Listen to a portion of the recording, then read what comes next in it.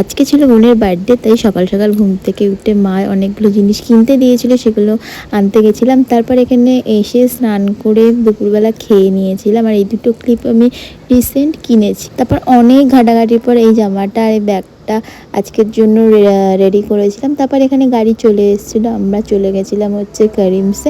আর এতটাই বৃষ্টি পড়ছিল যে আমাদের অনেকটা দেরি হয়ে গেছিলো। আর ও এখানে কেক নিয়ে চলে এসেছিলো। তারপর বোন করলো কেক কাটিং, আমরা অনেকটা মজা করলাম, অনেক হাসাহাসি হলো।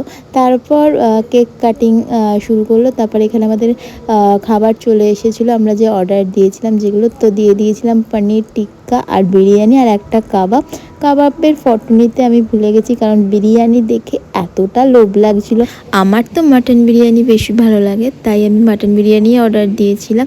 তো তারপর আমাদের ওখানে খাওয়া দাওয়া কমপ্লিট করে উবের ডেকে নিয়েছিলাম। তারপর উবের চলে এলো আর আমরা বাড়ি চলে